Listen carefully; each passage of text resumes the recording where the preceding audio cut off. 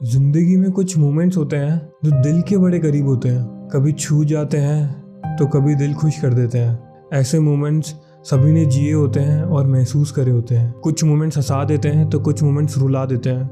In moments में, इन पलों में एक चीज़ कॉमन ज़रूर होती है, जाते जाते कुछ सिखा ज़रूर जाते हैं। तो आज आप लोगों को भी एक सफ़र में ले चलता हूँ। सफ़र कुछ अनोखा, कुछ मज़ेदार, कुछ अपना, कुछ खास। सफ़र मेरी क्लैट जर्नी का।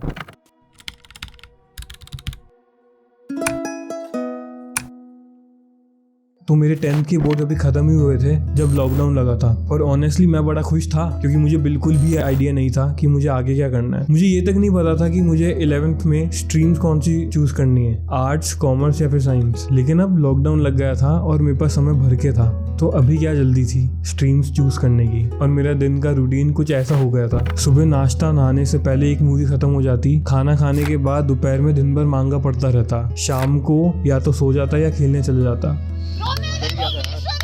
आ जाने के बाद वहाँ से समय रहना कि स्ट्रीम या फिर अमंग अस खेलने लग जाता, और फिर रात को वही टीवी सीरीज ही खानी रिपीट। ऐसे करते करते 2 महीने हो गए कि एक दिन भैया ने खूब डांट लगा दी और बोला कि केशव तू क्या कर रहा है। उस दिन भैया ने ही मुझे बोला चुपचाप लॉ कर ले। उस टाइम ना उन्हें ना ही मुझे पता था क्लैट क्या होता है, लेकिन भैया की बात मैं यूं ही नहीं टाल सकता था। तो ऐसी ही स्टार्ट हुई थी मेरी क्लैट जर्नी।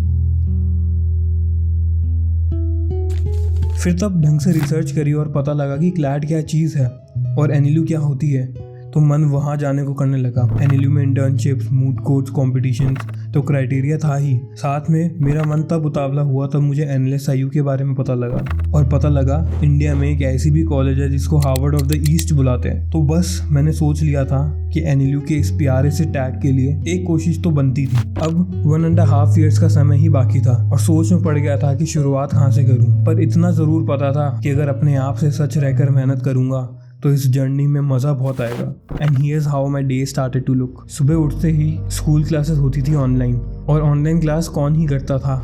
बस क्लास ऑन करके मैं न्यूज़पेपर पढ़ने लग जाता। न्यूज़पेपर पढ़ते ही नाश्ता करके मैं एक सेक्शनल दे देता। फिर कोचिंग की क्लास होती तो उसे ज्वाइन कर लेता, जो जनरली 2 घंटे चलती। इन क्लासेस को मैं स्कूल क्लासेस से बहुत ज़्यादा सीरियसली लेता और नोट्स बनाता और अटेंड करता, क्योंकि अब तक मैं काफ़ी सीरियस हो चुका था। लेकिन कुछ टाइम के बाद मुझे ये पता लग गया था कि कोचिंग कुछ सिखाने नहीं वाली, इसलिए मैं सेल्फ स्टडी करने लग गया। टीचर्स और मेंटर्स मेरा बहुत ज़्यादा टाइम लेने लग गए टू सॉल्व माई डाउट्स। वो काउंटर प्रोडक्टिव हो जाता। डाउट सॉल्व करने के लिए ही मैं मेरे बैचमेट्स को ही स्पैम कर देता। ऐसे स्पैम करते करते मेरी मुलाकात हुई ऋषभ से। ये बंदा अलग लेवल पे था। इसको मेरे हर एक डाउट का आंसर रहता। ये हर मौके में मुझसे ज़्यादा लाता। For your reference, Rishabh got all India rank 1 in 2022 CLAT. ये बंदा सही में कमाल था। मैं जब भी फ्री होता तो यूट्यूब पे टॉपर्स की वीडियो देख लेता। आप मानोगे नहीं, लेकिन एक समय ऐसा था जब मैंने क्लैट के लिए पढ़ना स्टार्ट करा था, यूट्यूब पे कोई ऐसा टॉपर का इंटरव्यू ना हो जो मैंने ना देखा हो। मैं भी तब इन टॉपर्स की वीडियोस देखता तो बड़ा इंटिमिडेटेड फील करता। टॉपर्स को देख के ही इंस्पिरेशन आता था मुझे, क्योंकि इन टॉपर्स में जो स्ट्रिक्ट टाइम टेबल रूटीन्स होते थे, ये देख के मेरी फट सी जाती थी। और मैं ऐसे 18 घंटे नहीं पढ़ सकता था। बहुत बार ये ऐसा भी होता था कि दिन भर कुछ पढ़ाई नहीं होती थी, बस किताब पास में रहती और खोलने का बिल्कुल भी मन नहीं करता। तो ये सोच के आप निराश मत होना। बस आपके प्राइम टाइम पे, आपके एफिशिएंट टाइम पे सबसे ज़्यादा पढ़ाई होनी चाहिए, यही मैटर करता है। और सबके साथ ये दिन आता है कि उनसे पढ़ा नहीं जाता, कि कुछ हो गया होता है उनकी लाइफ में जो उनको डिस्ट्रैक्ट करता है, और वो बहुत रीजनेबल भी है। मेरा फिक्स टाइम टेबल ही नहीं था, और होता भी तो भी मैं अपना काम टाइम बाउंड नहीं रखना चाहता था, क्योंकि मैं बड़ी जल्दी समझ गया था कि किसी टॉपिक को ज़्यादा टाइम देना होता है और किसी टॉपिक को कम, और यही स्मार्ट वर्क होता है। इन टॉपर्स को देख के निराश मत होना, बस अपनी चेकलिस्ट पे फोकस करना। जैसे मैं सोता नहीं था जब तक मेरी चेकलिस्ट पूरी ना हो, और ये मेरे लिए बहुत बड़ा मोटिवेशन बन गया था। तब आप एंड में अपने चेकलिस्ट के डिब्बे को टिक मारते हो तो वो बहुत सेटिस्फैक्ट्री होता है। एक बात मुझे अभी भी याद है, जब मेरे मॉक्स में कंटिन्यूसली स्कोर कम आ रहा था और मोटिवेशन ज़मीन के अंदर घुस चुका था, कुछ समझ ही नहीं आ रहा था कि मैं क्या करूं। 2 दिन तक बिल्कुल नहीं पढ़ा था और मोटिवेशन का सोर्स ढूंढ रहा था। पता नहीं कैसे मुझे टीवीएफ के एस्पिरेंट्स के बारे में पता लगा। इसको देखने की अंदर से कुछ इच्छा हुई, पता नहीं क्यों, पता नहीं कैसे मेरा मन उतावला हो गया उसे देखने को, और मैंने एक ही दिन में उसे देख डाला। और ये डिसीजन मेरी ज़िंदगी का सबसे प्यारा डिसीजन था जो मैंने लिया था, क्योंकि उसके 2nd एपिसोड में कोट था जो मेरे दिल को बहुत छूसा गया था। ऐसा लगा था मानो ये कोट मेरे लिए ही बनाओ, उसी टाइम पे बनाओ। ये कोट कुछ ऐसा था, कौन कहता है आसमान में सुराग हो नहीं सकता।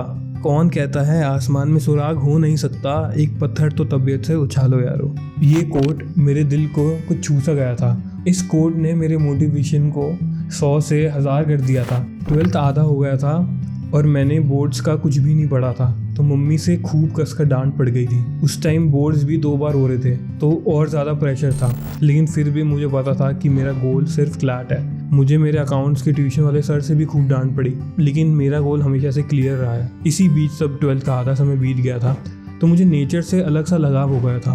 मैं रोज़ शाम को छत पे बैठता था और बस आसमान को निहारता था। ये टाइम मेरी पूरी प्रिपरेशन जर्नी का सबसे बेस्ट रहा है। सूरज ढलने पे जो आसमान पे रंग निखर के आता है, वो मानो ऐसा लगता है कि ज़िंदगी में सबसे प्यारा रंग हो। इसी रंग ने मुझे एक और प्रेरणा भी दी थी। रोज़ शाम को इसी टाइम पे मैं हर 1 घंटा अपनी नॉवल लिखता था। ये नॉवल कभी कंप्लीट तो नहीं हो पाई। इस नॉवल ने मुझे 2 चीज़ें सिखाई, मोटिवेशन और डेडिकेशन। इन नॉवल लिखने का टाइम ही मेरे दिल को बहुत पसंद था। नॉवल लिखते टाइम मैं पूरी दुनिया से कट ऑफ हो जाता, बस वो शाम को छत पे बैठता, आसमान को निहारता और नॉवल लिखने लग जाता। मैं श्योर हूँ आपके पास भी ऐसी कोई चीज़ होगी, ऐसी कोई चीज़ जो दिल के करीब हो, ऐसी कोई चीज़ उसे करे बिना आपका दिन ना बीतता हो, ऐसी कोई चीज़ जो आपके साथ हो। ऐसी चीज़ को कभी मत छोड़ना, खासकर प्रिपरेशन के उस कठोर समय पे। आप एक सेक्शनल कम दे दो, क्वांट्स मत करो, एक मॉक कम दे दो, बस इस चीज़ को कभी मत छोड़ना, चाहे कुछ भी हो जाए। ये चीज़ ही आपको एक एक्स्ट्रा फाइट दिलाएगी।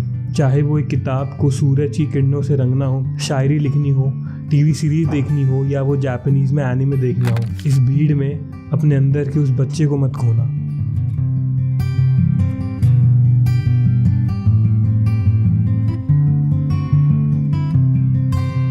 मेरा मानना है आप कर सकते हो।